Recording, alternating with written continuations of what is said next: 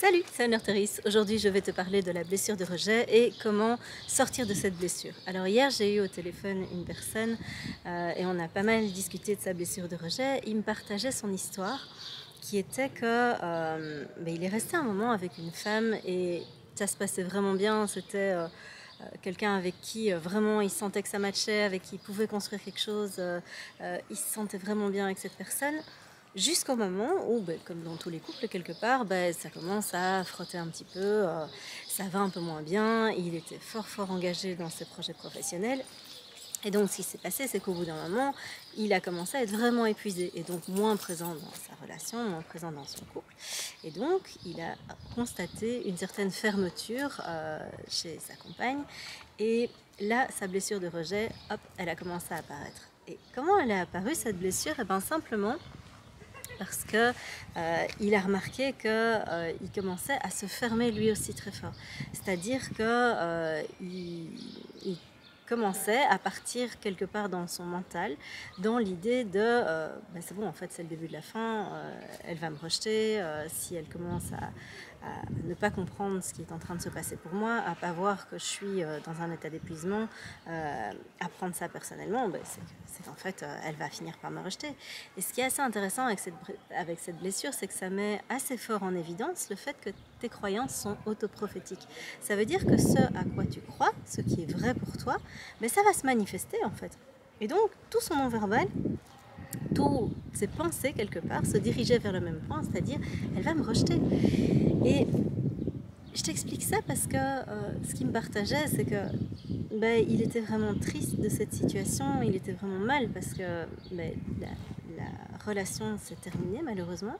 Parce que quand cette personne lui a dit écoute, moi je vois pas de sortie, je vois que ici t'as pas l'air d'être vraiment hyper enthousiaste par rapport au fait qu'on soit ensemble, par rapport au fait qu'on parte en vacances, etc. Tu me le montres pas en tout cas, j'aimerais que ça change, mais ça ne change pas.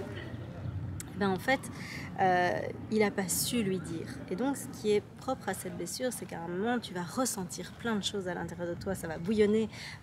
Il aurait eu envie de lui dire, mais écoute, ça n'a rien à voir avec toi.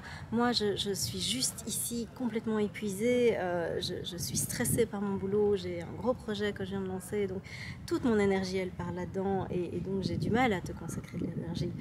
Mais je tiens à fond à toi, et franchement, tu es une personne avec qui je kiffe trop de rester. Et en fait, tout ça, ça se passait à l'intérieur, mais il n'a ni su lui montrer. Donc physiquement, il y avait comme une espèce de rigidité dans tout son non-verbal qui fait qu'il n'y a rien qui transparaissait. Son non-verbal ne laissait pas transparaître sa joie, ne laissait pas transparaître son inquiétude ou sa tristesse. Et il arrivait encore moins à poser des mots dessus, et donc c'était vraiment super compliqué pour lui, ce qui a fait qu'au bout d'un moment, en plus quand elle lui a dit écoute, voilà, c'est terminé, on va en rester là, comme tout était combiné quelque part avec cette blessure de rejet pour que ça se réalise, il a juste dit ok, alors qu'à l'intérieur c'était complètement l'inverse qui était en train de se passer. Et si tu souffres de cette blessure, tu vas probablement reconnaître ce que je dis là, c'est-à-dire le fait que l'autre ne parvient pas à décrypter physiquement ce que tu essayes de lui transmettre, et un espèce d'écart qui va exister aussi entre ce que tu veux dire, ou ce que tu dis plutôt, et ce que tu ressens à l'intérieur. Si je prends un exemple à 6-4-2, tu pourrais complètement tomber amoureux d'une personne et te dire waouh, cette nana, mais je la kiffe trop, elle est magnifique, je l'admire, elle est merveilleuse. Et en fait, ce qui va sortir, c'est quelque chose qui n'a absolument rien à voir, du style quand tu vas vouloir lui dire quelque chose de l'ordre de ce que tu ressens à l'intérieur, ce que tu vas avoir du mal à identifier en plus, ça va être quelque chose du style j'adore ton pull, ça te va très bien. Avec un non-verbal qui est à peu près celui-là, c'est-à-dire que l'autre en face va faire ah oui, ok, bien, va se dire ok, on me fait un compliment, mais ne va rien percevoir de ce que tu ressens à l'intérieur. Et donc c'est vraiment compliqué quand on a cette blessure-là. Et donc cette personne me disait ok, mais comment je peux faire pour sortir de cette blessure? Comment est-ce que je peux faire pour améliorer les choses? Parce que je m'aperçois qu'avec cette blessure, c'est juste pas possible d'exprimer mes sentiments, c'est pas possible de les montrer, c'est pas possible d'apparaître tel que je suis vraiment. Il y a un écart terrible entre ce que je ressens à l'intérieur et ce que je montre. Et c'est encore plus dur parce que cette personne que j'aimais profondément, mais j'ai jamais pu lui dire ce qui s'était vraiment passé. Parce qu'après, il a voulu lui expliquer qu'en fait, il en avait pas rien à foutre du tout, mais c'était complètement l'opposé. Sauf que dès qu'il pensait aller la trouver, ben, ces films à l'intérieur de lui commençaient à s'enclencher sur ok, ben ça va se passer comme ça, et en fait il fait un espèce de film de A à Z qui mène toujours au rejet et au fait qu'il ne va pas être accepté tel qu'il est, et donc hyper compliqué. Donc soit tu procrastinais, soit tu lui proposais d'aller boire un verre en disant bah, écoute, faut qu'on discute, et en fait il ne passait pas à l'action suivante, c'est-à-dire qu'il initiait quelque chose, mais quand il s'agissait de s'engager vraiment pour aller vers cette personne, pour lui dire les choses, pour aller au bout du processus, hop, il y a un moment où ça tombait, il n'y avait pas de suite, et donc ben, il n'a jamais pu lui dire ce qu'il ressentait, et vraiment ça le mettait mal, parce qu'il avait ce poids quelque part qui était là. Et donc, pour répondre à cette question, je me suis dit que j'allais te faire une vidéo là-dessus, parce que probablement que voilà, si tu regardes cette vidéo, c'est pas pour rien. Pour sortir de cette blessure, je te propose déjà quelques pistes. Le premier truc qu'il me disait, c'est mais en fait, je me suis tellement coupée de mes émotions que j'ai du mal à les ressentir, j'ai du mal à sentir ce qui se passe, parce que quand j'ai cette blessure de rejet qui s'enclenche, j'ai directement de la peur qui monte, mais vraiment une peur panique d'être rejetée.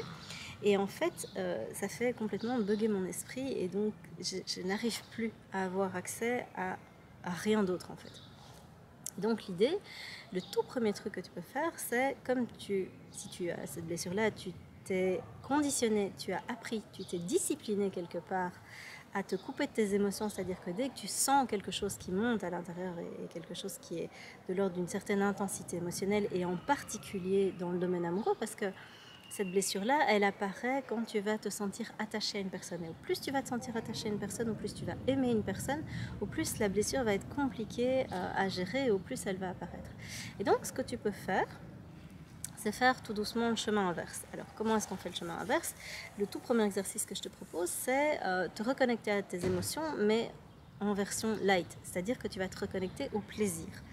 Alors, il faut faire gaffe, parce que j'ai pas mal de personnes qui sont venues me voir avec des blessures de rejet, et elles me disent ouais, mais moi il n'y a pas de problème, le plaisir je gère.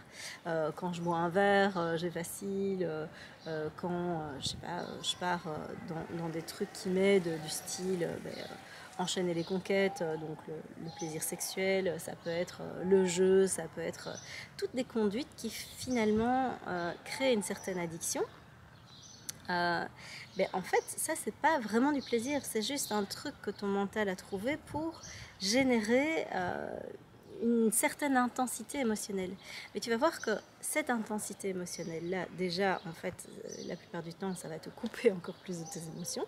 Tu vas pas être spécialement en contact avec tes émotions à ce moment-là, mais en plus, tu vas être à côté du plaisir, c'est-à-dire que quand tu vas te lancer dans ces trucs-là, tu vas avoir un espèce de sentiment de culpabilité ou de dégoût qui va venir après, parce que c'est pas du tout quelque chose qui te correspond, c'est pas du tout quelque chose dans lequel tu te retrouves. Et donc tu vas associer de nouveau, si tu pars dans ces comportements-là, ben, tu vas associer de nouveau le plaisir avec quelque chose qui va pas être positif pour toi. Et donc ce que je te propose, c'est retrouver des plaisirs sains, c'est-à-dire de te poser un moment avec toi et d'essayer de retrouver mais quelles sont les choses qui vont éveiller de la joie à l'intérieur de toi. Vraiment une joie profonde, ça peut être des choses complètement, comment dire, banales, comme, je sais pas, aller te balader dans la nature et profiter de ce que tu vois. Ça peut être te mettre à faire un loisir que tu n'as plus fait depuis longtemps, où tu t'es dit, mais waouh, j'ai toujours voulu faire ça en fait. Et je me suis jamais laissé le temps de le faire, j'ai toujours trouvé des excuses, je me suis plongée dans mon boulot, parce qu'en fait cette blessure-là, elle va faire en sorte que tu vas fuir, tu vas te perdre quelque part dans des choses qui sont faciles pour toi. Tu vas te noyer dans le boulot, tu vas te noyer dans des sorties où tu vas avoir beaucoup de gens autour de toi, pas forcément des gens positifs en plus, et où ça va te donner l'impression quelque part qu'en fait tu peux oublier ce qui est douloureux pour toi et ce qui est pénible et ce à quoi tu devrais quelque part te confronter pour pouvoir sortir de là. Et donc en fait, l'idée c'est de stopper ces fuites-là et vraiment de revenir, d'oser revenir à l'intérieur de toi et de voir ce qui s'y trouve. Donc la deuxième chose que je te propose, première, tu cherches des plaisirs sains, vraiment des choses qui te font vibrer de l'intérieur. Ça c'est le premier exercice. Deuxième exercice, ça va être de faire le chemin inverse. C'est-à-dire que sortir de cette blessure, j'en discutais hier, c'est pas quelque chose qui prend énormément de temps. Par contre, ce que ça va te demander, c'est un sacré engagement envers toi-même et ça va être une discipline de dingue parce qu'en fait, tu vas devoir retrouver le chemin inverse que celui que tu as utilisé pendant des années. Celui pour lequel tu t'es conditionné tous les jours, plusieurs fois par jour, c'est-à-dire à la fois ce chemin de j'ai quelque chose qui est en train de monter à l'intérieur de moi, ça me fait peur, je me coupe et donc j'arrête de ressentir et quelque part je me déconnecte de moi-même. Donc ça c'est déjà ce que tu vas devoir faire, c'est te reconnecter à toi. Et la deuxième chose, ça va être arrêter de te dénigrer. Il va falloir que tu arrêtes ce discours mental qui dit que tu es nul, que tu n'es pas à la hauteur, que les autres ne vont pas t'aimer tel que tu es, etc. Et donc, le deuxième truc que je te propose, c'est vraiment de pouvoir te reconnecter à toi le plus souvent possible. Ça veut dire quoi? Concrètement, ça veut dire tourner ton regard vers l'intérieur et te demander, ok, comment est-ce que je me sens? Qu'est-ce qui est en train de m'habiter là maintenant? Et en particulier, quand tu as une émotion qui est en train d'arriver, c'est oser regarder cette émotion en face. Par exemple, admettons, tu as de la tristesse qui est en train de remonter, c'est te demander, ok, là j'ai de la tristesse qui remonte, okay, qu'est-ce qui se passe? Alors, c'est pas juste je ressens de la tristesse et faire le truc ok, c'est bon, je ressens de la tristesse, je suis reconnectée. Non, c'est mettre des mots dessus. Donc, c'est super important que tu puisses mettre non seulement de la conscience sur l'émotion qui est en train de remonter, mais pourquoi tu ressens ça? Mets des mots dessus. Qu'est-ce qui est en train de se passer à l'intérieur de toi pour que cette tristesse apparaisse? Qu'est-ce qui est en train de se passer à l'intérieur de toi pour que tu ressentes ça maintenant? Pourquoi est-ce que tu es triste? Pourquoi est-ce que ça apparaît? Et donc, ça va être assez pénible parce que cette étape-là va te demander vraiment de rester en contact avec l'émotion. Un truc que tu as essayé de fuir pendant des années. Donc ça va pas être l'étape la plus simple, mais elle est vraiment importante. Et donc, une fois que tu t'es reconnecté à cette émotion, la troisième étape que je te propose, c'est pouvoir vraiment identifier de quoi tu as besoin pour sortir de là. Si ton émotion, elle arrive et qu'elle est en train de te dire on est triste, là, il y a un truc qui ne va pas, l'idée, c'est que tu puisses te demander, ok, de quoi est-ce que j'ai besoin pour me sentir moins triste dans ma vie? Pose-toi juste cette simple question. De quoi est-ce que j'ai besoin pour 3 petits points, pour aller mieux, pour me sentir mieux, etc. Et donc, simplement, pose-toi la question de tes besoins, en fait. Reconnecte avec tes besoins.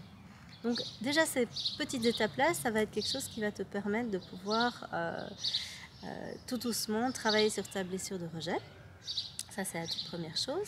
Et alors, si tu as une blessure de rejet, ben, comme je t'ai dit à tantôt, ta grande spécialité, ça va être la fuite, c'est-à-dire faire un maximum pour ne pas ressentir cette blessure de rejet, soit rejeter les autres, soit nier l'affaire et faire non, mais ça va se régler tout seul, en fait, ça va bien se passer, ou bien rester dans des situations qui sont pas agréables pour toi, qui sont pas bénéfiques pour toi, mais qui sont juste confortables en termes de toute façon, comme admettons, je suis dans une relation qui ne me convient pas, mais en fait je restais dans cette relation, puisque si je vais vers une autre personne, il y a des chances que ça se passe mal, il y a des chances qu'elle ne m'apprécie pas parce que je suis pas à hauteur, blablabla, et tu vois, le film est en train de s'enclencher, et donc on va me rejeter, et donc tu vas rester dans la même situation, et donc tu vas être très bloqué dans ta vie. Donc si tu es là-dedans, moi ce que je te propose, c'est de te faire accompagner. Vraiment, tu vas gagner énormément de temps, tu peux le faire seul, il n'y a aucun problème, mais par contre ça va te demander plusieurs choses de le faire seul. Ça va te demander le cran de t'engager envers toi-même. Donc, il est possible que tu aies un impulse de te dire ouais, maintenant c'est terminé, j'en ai marre, je vais faire quelque chose pour ma blessure de rejet. Et puis, 3 jours après, ça va aller mieux et tu vas faire ok, bon, c'est bon, alors je le ferai pas. Et donc, tu risques de t'abandonner en cours de route et de ne pas continuer. Donc, le fait de pouvoir avancer avec quelqu'un, ça va être vraiment quelque chose qui va t'aider, et de préférence un professionnel. Alors que ce soit moi ou que ce soit quelqu'un d'autre, on s'en fout. L'important, c'est que tu aies une personne qui va te confronter, qui va pas te laisser filer quand tu vas essayer de fuir et dire non mais en fait ça va beaucoup mieux, ou bien que tu vas te noyer dans le boulot et que tu vas te dire non mais en fait j'ai pas trop le temps, j'ai pas l'énergie pour faire ça. Tu vois, tous les baratins que tu peux te sortir, qui sont en fait des baratins de merde, on va bien se le dire, juste pour éviter d'aller voir cette blessure qui te fait extrêmement souffrir et qui te fait très très peur, parce que tu as peur simplement de reconnecter avec ces émotions. Donc, n'hésite pas à te faire accompagner et à pouvoir voilà, avoir quelqu'un qui a les épaules à un moment pour pouvoir te dire ok, maintenant on va te mettre en exercice et tu vas y aller, tu vas aller te confronter à ce truc-là, on va y aller avec bienveillance, on va y aller avec douceur, mais on va y aller. Et donc si tu sens que tu as envie de bosser avec moi cette blessure-là, si tu sens que c'est le bon moment pour toi, si tu sens que là tu es prêt à t'engager, n'hésite pas à me contacter. Donc il y a mes coordonnées par rapport à mon site internet qui se trouve ici en dessous. Si tu sens que tu n'es pas encore tout à fait prêt et que tu as besoin d'abord de laisser maturer les choses, je t'invite à rejoindre ma communauté dans laquelle tu peux trouver plein de personnes qui sont hyper bienveillantes. Je partage des outils, je partage des exercices. Et donc ça te permet d'y aller en douceur et de pouvoir commencer tout doucement à bosser sur toi, à t'apprivoiser et voilà, y aller doucement. Là-dessus, je te laisse et je te dis à très bientôt pour une nouvelle vidéo. Ciao!